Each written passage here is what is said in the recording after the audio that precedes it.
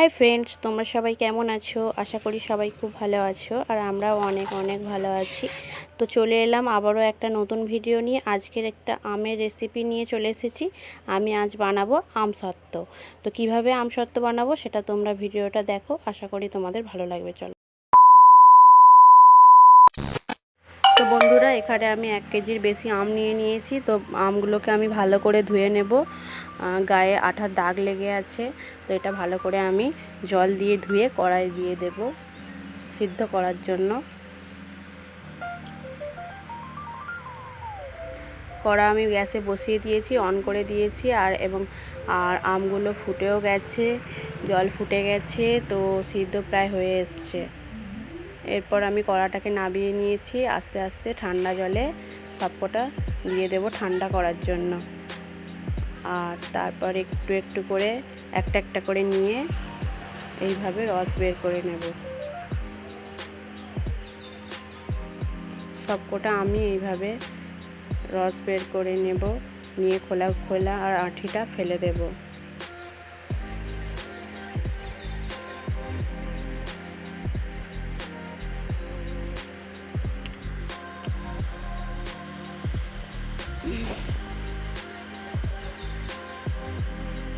প্রায় হয়ে এসছে।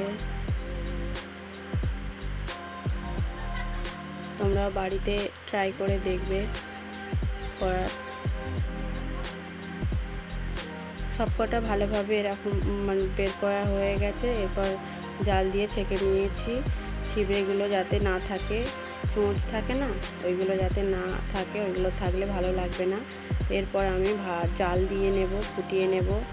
অনবরত এরকমভাবেই নাড়তে থাকবো আর একেবারে হাফ করে নেব। ফুটিয়ে ফুটিয়ে জুসটাকে একেবারে হাফ করে নেব। এরপর আমি 1 বাটি চিনি দিয়ে দেব। যেহেতু আমটা খুব মিষ্টি নয়, তাই নুন আর চিনি স্বাদ মতো দিয়ে দেব।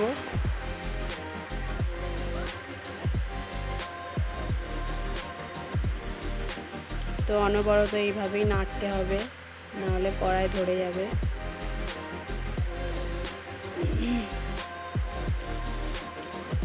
তো তোমরা বাড়িতে ট্রাই করে দেখো। এই যে একেবারে ঘন হয়ে গেছে, প্রায় হয়ে এসছে। আর 5-10 মিনিট এইভাবেই নাড়তে থাকবো। কালারটা কত সুন্দর এসছে, তো খুব সুন্দর হবে। এরপর আমি একটা থালা নিয়ে নিয়েছি। থালাতে সর্ষের তেল ঢেলে নেব। ঢেলে নিয়ে ভালো করে থালাটার চারপাশটা মিশিয়ে দেব, যাতে না এই আমসত্ত্বটা ওতে দিলে সহজে উঠে যায়। ভালো করে প্লেন করে দেব। আর তেলটা দিয়েছি যাতে আমি যখন পিস করে তুলব না, তখন ভালোভাবে উঠে যাবে। তো ছাদে চলে এসেছি। এরপর এটা কয়েক ঘন্টা ছাদে রোদেতে আমি রেখে দেব। তো ভাবলাম নিচেটা না রেখে ওই একটু ওপরের দিকে রাখলে ভালো হবে। তো ওপরের দিকে আমি রেখে দেব। চারপাশটা তোমাদেরকে দেখালাম, কত সুন্দর রোদ বেরিয়েছে। তো ছাদে এখন সেটি শুকনো হচ্ছে। আর এখন আমরা একটু বাইরেটা বসে একটু আড্ডা দিয়ে তারপর আমরা আনতে যাব। সেটা হয়েছে কি দেখব। তো চলো কিছুক্ষণ বসে তারপর আমরা সেটা আনতে যাব। তো চলো, ছাদেতে এসে গেছি, দেখব কেমন হয়েছে। রোদ কমে গেছে, এখন প্রায় 5:30টা বাজে। দেখে মনে হচ্ছে খুব সুন্দরই হয়েছে। চলো যাওয়া যাক নিচে, আর কেমন হয়েছে সেটা কেটে তোমাদেরকে দেখাবো।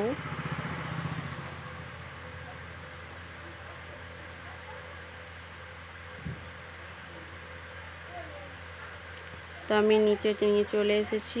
আর ছুরিটা খুঁজে পাচ্ছিলাম না, তাই আমি চামচ দিয়েই কেটে নেব। আগে সমান করে এইভাবে কেটে নিয়ে তারপর পিস পিস করে নেব, রোল করে নেব। রোল করে নিলে দেখতে সুন্দর লাগবে। এইভাবে রোল করে রাখলে দেখতে ভালো লাগবে। ও আমার মনে হচ্ছে আরেকটু রোদ খাবে, কেননা আমরা করেছিলাম দুপুর 2টোর সময়, তো তাই খুব একটা ভালো রোদ খায়নি। পরের দিন আরেকটু রোদ দিলে ভালো হবে। তো ফ্রেন্ডস, তো কেমন লাগলো আমার ভিডিও যদি কোনো অংশ তোমাদের ভালো লেগে থাকে তাহলে like, comment, share and subscribe করো। ভিডিওটা এই পর্যন্তই। ভালো লাগলে বলেই দিলাম, like, comment, share and subscribe করে দিও। প্লিজ প্লিজ আমাকে সাপোর্ট করো, আমার পাশে থেকো আর আমাকে অনেক অনেক ভালোবাসা দিও। ভিডিওটা এই পর্যন্ত, টাটা।